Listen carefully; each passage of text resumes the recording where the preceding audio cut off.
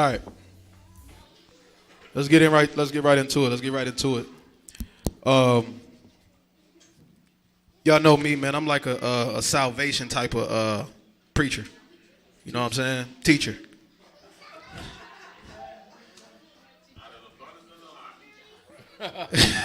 With the Gino voice. You know? So I can't hold no punches with you.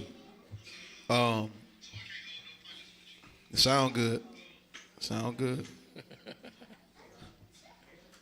So the bottom line is, when we sit before you, we have to tell you the truth. And sometimes the truth hurt. Right? If I asked you to put up a mirror to yourself right now, you would like what you see, right? Why? Because you spent a lot of time this morning in the mirror getting yourself together before you came here, didn't you? I would think so. I would hope so. Right? But when you strip down all the makeup bare, right? When you wake up in the morning and you got that slob on your face, you wash your face, the only person that's there is you and the way that you look right then and there. And the only thing you witnessing is the truth of you. Can you deal with that? It's not about what you put on you. Like we talk about all the time, it's always about what's in you. And if what's in you is rotten, and no matter what you try to put on the outside of you, it's going to show. Right? A lot of people that have like bumps or freckles on their face, right? They get makeup to cover the freckles, right? But if the makeup ain't heavy enough, what the freckles gonna do? It's gonna show forth through it. So in order for you to actually cover them, you have to put on layers of that stuff, right? I don't know what y'all women call that. What is it? Foundation. You need a foundation. So now here's foundation to cover up the truth. And what do you got to put on top of that? What's the other stuff called? Blush. And then concealer is last, right? Or is it not? Contour. What contour do? It distorts the whole face. No, I got you. It trick people. And again, I'm not talking. Listen. Let me get this. Let me get you. For y'all, have y'all pitchforks at me. I'm not saying this to say that you're wrong I'm not saying none of that. What I'm saying is the makeup is to hide or to create an illusion of something that's not really there. And that's how we live our lives sometimes. We put on the illusion of something that's not really there. But at the end of the day, when you go home, in order for that makeup not to be all over your pillows, in order for you not to wake up and you're like, man, I got to wash my sheets. What you got to do when you go home? You got to take all that stuff off. So you got to deal with you no matter what. No matter what you want to show people, you have to deal with you. Right? When you got the sisters and the brothers, it's brothers doing this too now. Right? You walk outside and you put the waist trainer on. Right? Now again, it's nothing, listen to what I'm saying. It's nothing wrong with putting on a waist trainer. But what are you trying to do? You're trying to make your body look like something that it's not currently. Right? So what happens is a lot of people get lazy in that and they don't go and take the necessary steps to get rid of what they don't like. They just continuously put on that waist trainer. But at the end of the day, when you get ready to go to sleep, so you don't suffocate in your sleep, what do? You got to take that thing off. And then you have to look at yourself. So I want everybody to know, I'm going to come to you in a second. I want everybody to know, no matter what you try to put on, you got to deal with you at the end of the day. You. Go ahead, Doc. To change that back to great because I'm being a preacher. Hey, listen. I'm going to say this to you. How you run your household is how you run your household. But what I'm going to say to you is you got great for a reason. You know what I'm saying? After a while, what's going to happen? It's going to come back. And then what you going to have to do? Have to die again. And then, listen, so what this is what happens over time, right? The dyes destroy the melanin, right? So after a while, the dye won't work. You're going to have to continue to do it day by day after a while because it's going to continue to show forth, right? Embrace what you have. You said you got a spray paint? Go ahead.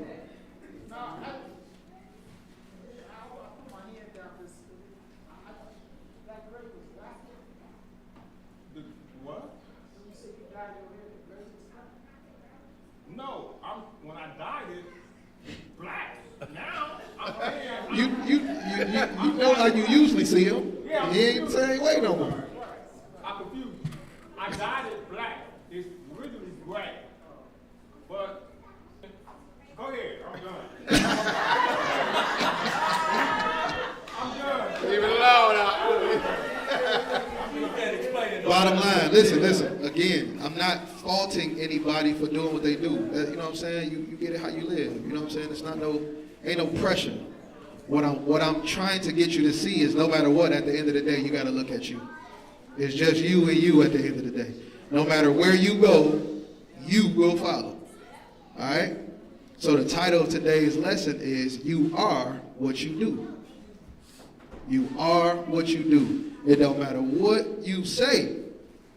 You are what you do. All right? So grab me Hebrews chapter 9. Pick it up at verse. Matter of fact, before we start that, Romans chapter 15 and verse 4. We can't start off without Romans 15 and 4. Romans 15 and 4. Well, Romans 15 and 4. For whatsoever things were written aforetime. Say, whatsoever things were what? Written aforetime. So the things that was written before was what?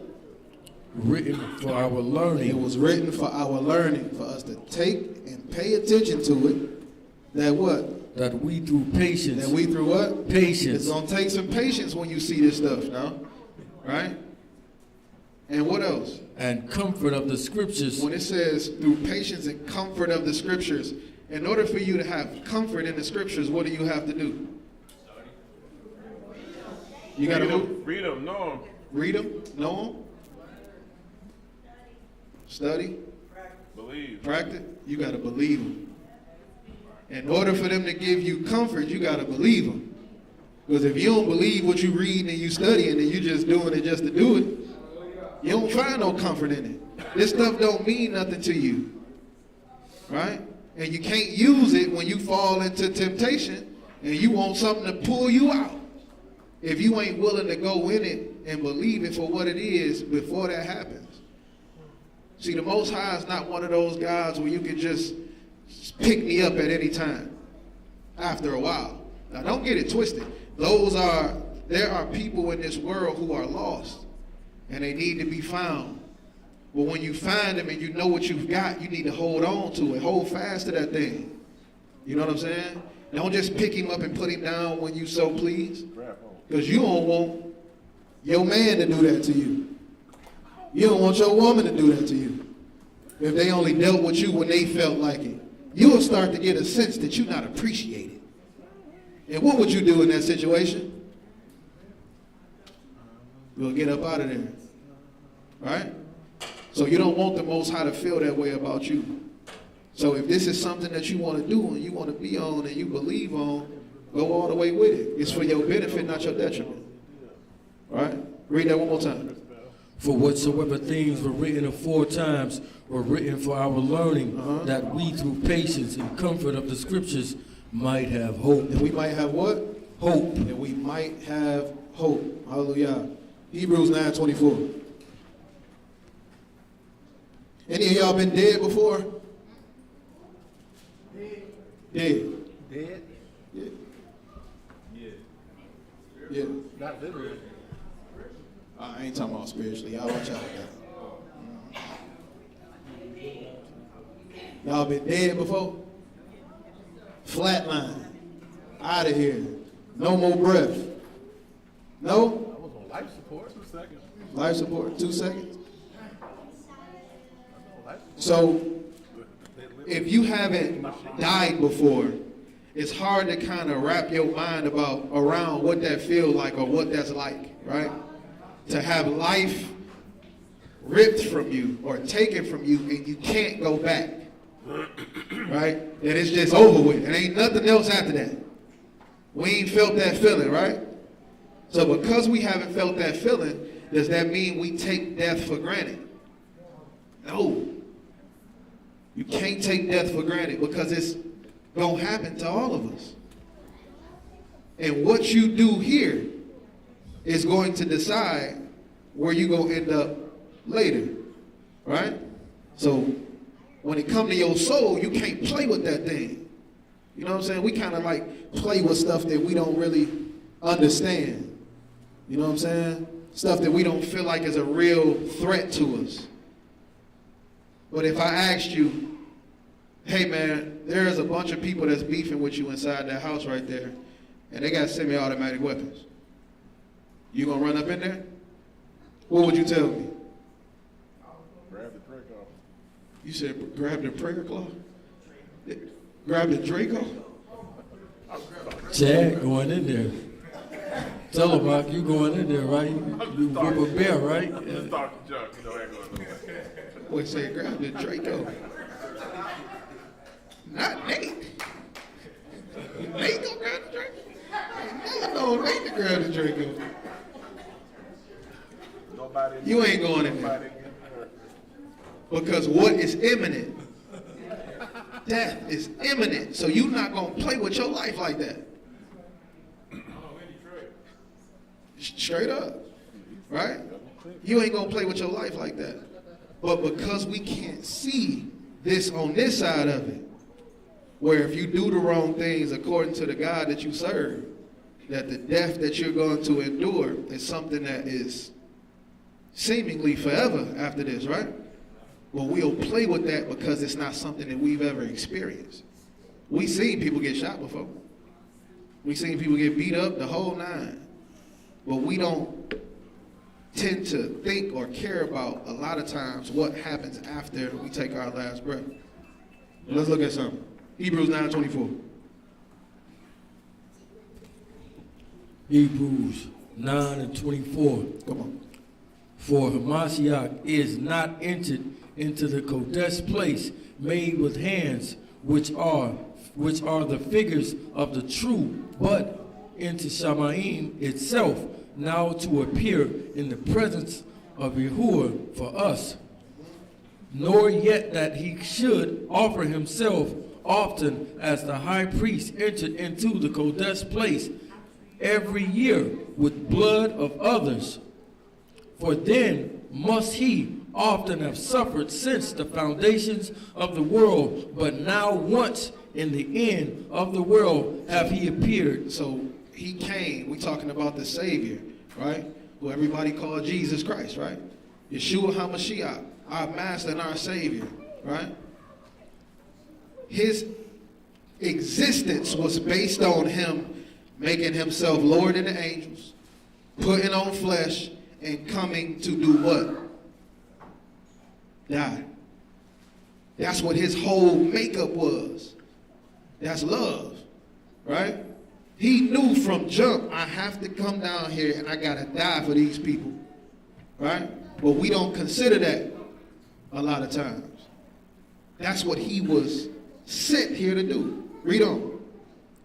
But now, Well, what? but now, once in the end of the world have he appeared to put away sin. He did what? He appeared to put away sin. So his death was supposed to be the putting away of what? Of sin. What is sin? Transgression of the law. He came to put that away. Right? So if you follow him, if you believe in him, then you understand that his mission was to come and put away transgression of the law. put away sin. Yes, sir. And if you follow him, then you are supposed to do the same thing, right? Read on. He have appeared to put away sin by the sacrifice of himself. By the what? By the sacrifice of himself. How many of y'all would have done that? How many of y'all would have said, you know what, man, I'm just going to go ahead and I'm going to die for him? I know they don't appreciate me like that. We won't even do that for our own family members. If I'm lying, I'm flying. No wings. Right? But he was determined to go and do the thing that nobody else would do. Read on. And as it is appointed unto men once to die. It's appointed unto men what? Once to die. So it's appointed to all of us one time to go through this. Read on. But after this, But what? the judgment. After the death is the what? Judgment. So we was talking about this outside. After you die, ain't no more, oh, I'm going to repent for the stuff that I done. Right? Ain't no more, oh, I'm sorry, y'all, I did this wrong, I did that wrong. Once you dead, you done. Now you're awaiting the judgment. This is why he gives you breath and life and opportunity to change it now. We seen a couple bad accidents over these past couple weeks, right? Yes, sir. We seen them people on that freeway, right? Laid out there with that car crash. Huh? You thought that that was their day they was going to be up out of here? You thought that they got in that car and they knew that their life was about to come to a halt in one of the worst ways? No. But does that change the fact that it happened? So now the only thing that they're going to be judged on is based on their what? Their deeds and their actions. You don't know when you get in that car and you start that thing up that you coming back home. That's true. You don't know when you leave out of these doors this week if you coming back in here next week. That's right. You don't know. That's right. So when he telling you it's appointed unto man once to die, and then after that the judgment, you got to consider how you living. Right? You got to consider how you living. Everybody in here believes that they're a good person. Ain't nobody going to tell you you ain't no good person. Unless you done did some stuff that's like, you know. Yeah, I'll tell you. Right? Nobody can tell you you're not no good person. But now we have to take that scale where we're measuring to other people, and we got to put it to the God that we say that we serve. What do he consider being a good person? Because if you leave here, you take your last breath before it's all said and done, and you ain't made sure that you were in alignment with your Creator, man. This is why I say I got to tell you the truth. I got to kind of keep it real with you, because a lot of people going to preach to you for your emotions, and they going to, right? They want to get you riled up and happy and woo! This ain't no woo moment. This country is in one of the worst states that it has ever been in. This is what they call crisis time, right? I've been looking at this thing called The Fourth Turning. Anybody ever heard of a book called The Fourth Turning? So what it says is it was a study of history. And it says that history has 4 turnings for every age, right? And in those 4 turnings of every age, they have like a happy period. They have an awakening period, an unraveling period, and a crisis period, right? So these 4 turnings. So they did a study on America, and every 80 years, there's a turning of the age, right? So, right now, according to their timeline, we're in a crisis period, right? And this crisis period is supposed to have lasted for 20 years, and they said that we are at the peak of the crisis period, right? So once this turns, it goes over to a whole nother cycle. It's called saculum. I want y'all to look this stuff up. When I was looking at it, it was crazy. It blew my mind, right? When we look at the state of this country, just this country, we ain't even talking about anything else, just the state of this country, this is the craziest time that I've ever lived in, right? And there's some people a lot older than me that's living in this time that's saying this is a crazy time, right? Where they're taking the money from the government and putting it into sex changes, right? That's a government-funded operation right now. You understand what I'm saying? It's for children at that. Yeah. It's a government fund. This is a crazy time that we in, right? So it ain't no time to rest. We need to have a sense of urgency. When I say move with a sense of urgency, I'm saying move with purpose. I ain't saying run around here with like a chicken with your head cut off. I'm saying move with purpose. Everything that you're doing in your life should have purpose. It shouldn't be you're aimlessly walking around and doing stuff. No, purpose. You need purpose. I don't care if it's your job or your grind. You better add purpose to it with everything that you're doing, because it's put up or shut up time.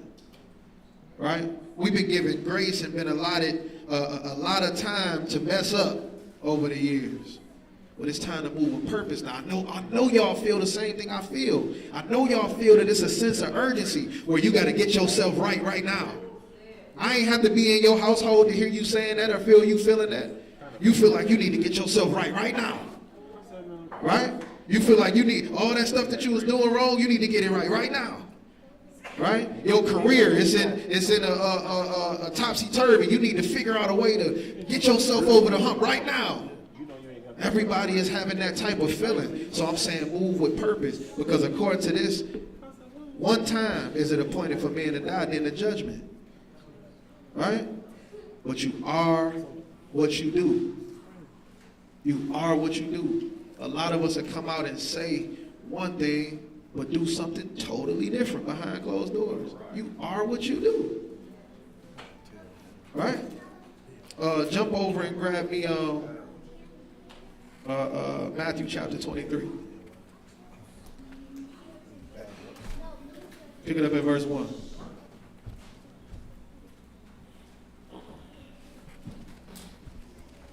Matthew chapter 23 and verse 1.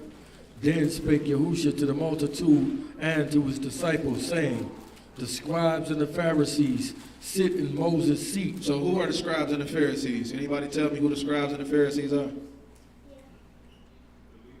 The leaders, right? It said they sit in Moses' seat, right? Who was Moses? Moses was the head guy in the Old Testament, right? In the book of Exodus, he was the one that led the children of Israel out of captivity, right? So it say they sit in his seat. Read on.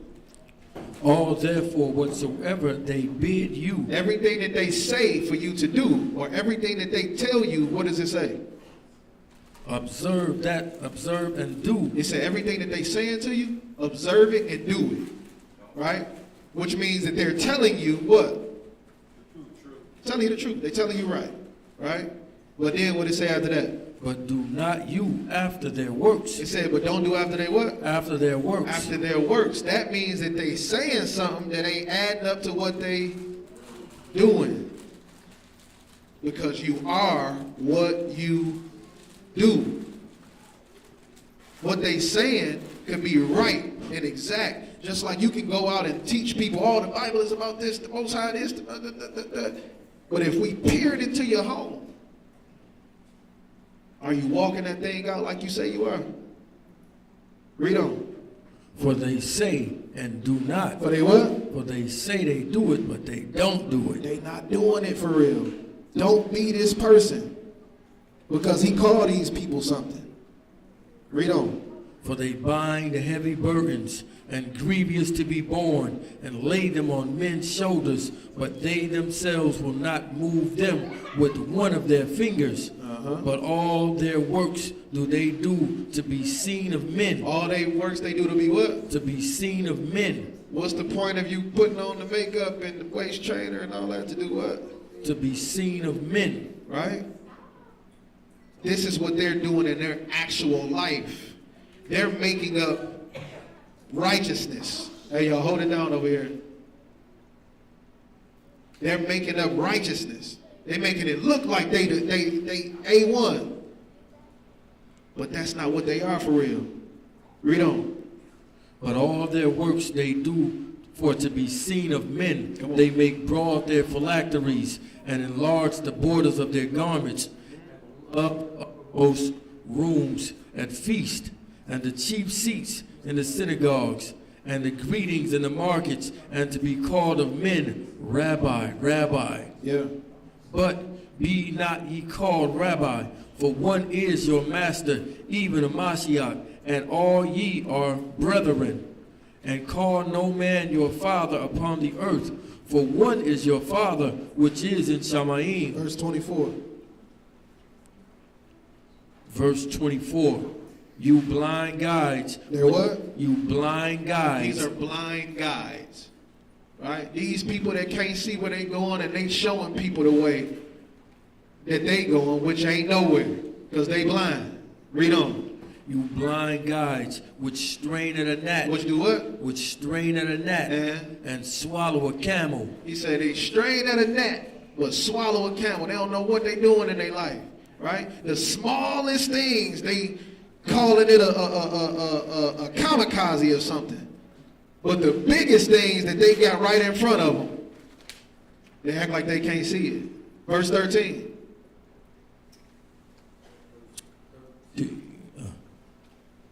But woe unto you, scribes and Pharisees, hypocrites. He said they what?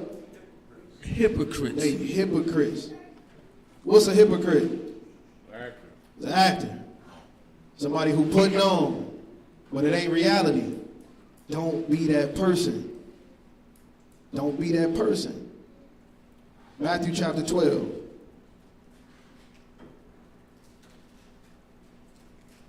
Actually, pick it up at John 12, verse 24. What do you have to do in your life to not be this right here? Any takers? Got to stop switching up.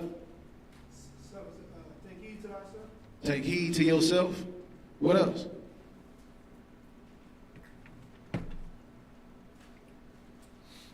If you want to make sure that your life is fruitful and that you're benefiting people around you, that you're benefiting when it comes to this word, that you're actually showing forth to the Most High that you walk in the way you're supposed to walk, what do you got to actually do? Believe as the scripture said. Believe as the scripture said? Okay. Let's see what it says. John chapter 12. Pick it up at verse 24. John chapter 12 and verse 24. Verily, verily, I say unto you, except the corn of wheat fall into the ground. It said, except the corn of wheat do what? Fall into the ground. And do what? And die. Hold on, wait. It said, except the corn of wheat fall into the ground and die, what? Alone. It does what? Abides alone. Uh-huh. But if it die. If it do what? If it die. Then what can happen? It bring forth much fruit. It bring forth what? Much fruit. So sometimes you got to do something that you don't want to do in order for you to actually be able to bear fruit. It say that this corn of wheat, in order for it to bear fruit, it got to do what? Die. It got to die first. Now remember, it's appointed unto man how many times to die? Once. So is it saying once you die, when you physically die, that you can bear fruit? No. This is a death that you got to choose to do. This is something that you have to choose to do. This is something that you have to do to be planted. Because that's what this wheat falling in the ground do. It's being planted. And now once it's being planted, it can do what? Bring forth fruit. Bring forth more fruit. What did Paul say? Paul said, I do what? Die daily. I die daily. That means that those selfish desires that you have, you got to get rid of them. Because you can't produce if you don't die to yourself. It won't happen. Numbers the 22nd chapter.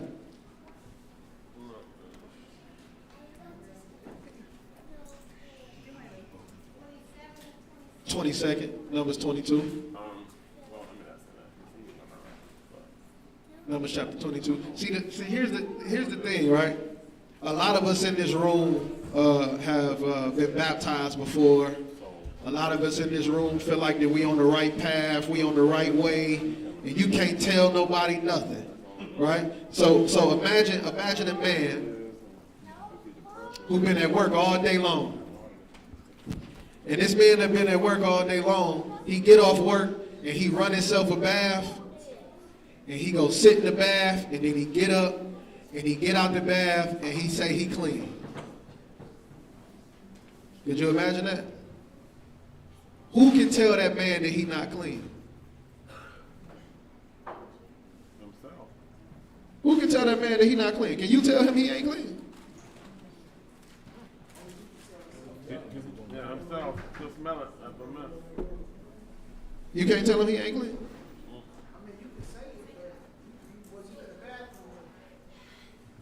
So the man knows that he went, and the only thing he did was dipped himself in the water.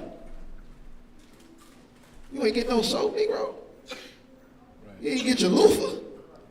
You ain't, remember, it's a hard day at work. But he dipped himself in the water and came out, and he said he was clean. That's what a lot of us do. We dip ourselves in the water, we come out, we say we clean. You ain't washed nothing. Right? You come into the truth and you put down eating pork and you put down doing it. Right? You ain't did nothing. That's just disrobing. That's taking your clothes off. You ain't really clean nothing yet because your internal ain't together. The more and more we get into this walk, the more and more we feel like, or we see that our internal man was the one that's been plaguing us the whole time.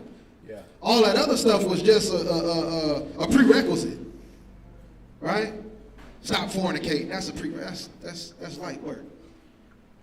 Stop getting high. That's light work. Stop doing this. Stop doing that. Don't celebrate this. Don't celebrate that. That's light work, man. You ain't even got to cleaning yourself yet. You ain't got behind the ears, right? You ain't cleaned nothing yet. You just took your clothes off and got in the water. Yeah. Good. Getting behind the ears is dealing with that inner man. It's dealing with your pride. It's dealing with your anger. It's dealing with how you deal with other people, your integrity, right? These are things that you got to start to unravel and clean off of yourself for you to be right with the Most High. It ain't the man that come out here wearing garments and fringes and doing this. Hey, man, I'm righteous. It ain't him. Yeah. All he did was got in the bath and got out. He put on some new drawers. He's still going to stink after a minute. It ain't gonna hold up. You get what I'm saying? Some of us, when we was kids, you know, used to go in the bathroom and run the shower water. Close the door. Sit on the toilet. Huh? Throw some water on you a little bit. You walk out. Woo, mama. Like you clean. That floor ain't even wet.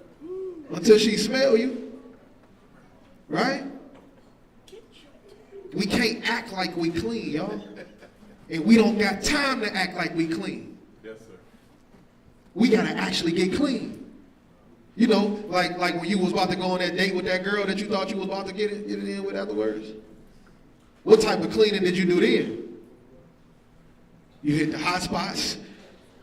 You hit places that you wouldn't even think you was going to hit. Brother ain't washed his hair in a month. He went in there and got the Selsun Blue. Right? You're going to make sure you clean now because you got a purpose. And this is what I'm telling y'all to do. We got to be purpose driven because we don't got time like we think we got time. We don't got that type of time. Where I got you at, huh? Numbers 22. Let's see something. What you do got to match up to what you say. Numbers 22:1. Numbers chapter 22 and verse 1. Come on. And the children of Israel set forward and pitched in the plains of Moab on this side of the Jordan by Jericho. And Balak the son of Zippor saw all that Israel had done to the Amorites and Moab. And Moab was sore afraid of the people because they were many. And Moab was distressed because of the children of Israel. And Moab said unto the elders of Midian, now shall this company lick up all that are round about us, as the ox licketh up the grass of the field. And Balak the son of Zippor was king of the Moabites at that time. So there was a secret beef that Israel had with another nation, right? So when you got beef with somebody, we ain't talking about beef like, oh, she said something about my mom. We ain't talking about that. We talking about it's you or me. That's the way they felt. So when it's that type of beef, what you want done to your enemy? I want him gone. Right? Come on. He sent messengers, therefore, unto Balaam. He sent messengers to who? To Balaam. To Balaam. We know about Balaam. Yes? Come on. The son of Beor of Pethor, which is by the river of the land of the children of his people, to call him, saying, Behold, this is a people come up from Egypt. Behold, they cover the face of the earth, and they abide over against me. Come now, therefore, I pray you, curse me this people, for they are too mighty for me. Peradventure I shall prevail, that we may smite them, and that I may drive them out of the land. For I want that he whom thou blessest is blessed, and he whom thou cursest is cursed. So they want to get this dude who they know got this type of power and this type of pull when it comes to this type of sorcery to curse the children of Israel in order for them to go ahead and smash them out. Right? Read on. And the elders of Moab and the elders of Midian departed with the reward. Wait. Verse 6. Come now, therefore, I pray you, curse me this people, for they are too mighty for me. Peradventure I shall prevail, that we may smite them, and that I may drive them out of the land. For I want that he whom thou blessest is blessed, and he whom thou curses is cursed. All right, let me ask y'all a question. Who are the children of Israel serving at this point?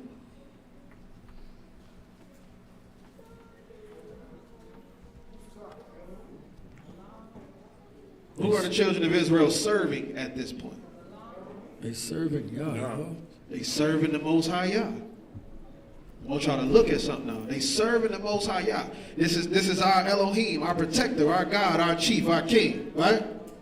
Now, these people went and talked to Balaam about cursing the children of Israel. Watch this. What do Balaam's name mean?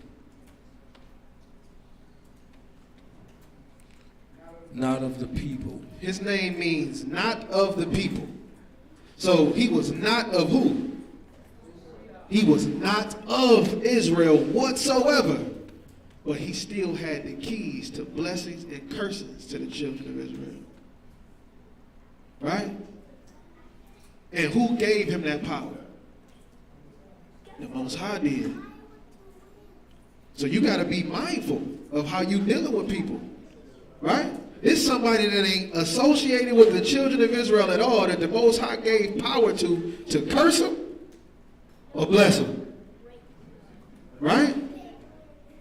Read on. Verse 7. And the elders of Moab and the elders of Midian departed with the rewards of divination in their hand. And they came unto Balaam the son and spake unto him the words of Balak. And he said unto them, Lodge here this night, and I will bring your word again. Who shall speak unto me? The princes of Moab abode with Balaam. So they went to him and they asked him to curse the people, correct? And he said, I'm going to go get word from the Most High, and I'm going to bring it back to you. Now, this is Balaam, who is serving Yahuwah at this point, in whatever capacity that he's serving him, for him to be able to be in this position. We agree? Yes, sir. Now, do you think that the Most High himself would actually grant this type of permission to destroy his people? What should Balaam have said in that moment? When they asked him, hey, can you curse this people? We got these couple dollars for you, got these couple gifts for you. What should he have said? Man, if you don't get away from me. If you don't beat it, bro, you want me to go ask this man to curse his people? You don't beat it, right? That would have been the right answer. But you are what you do. He went and inquired in hopes that the Most High would curse him so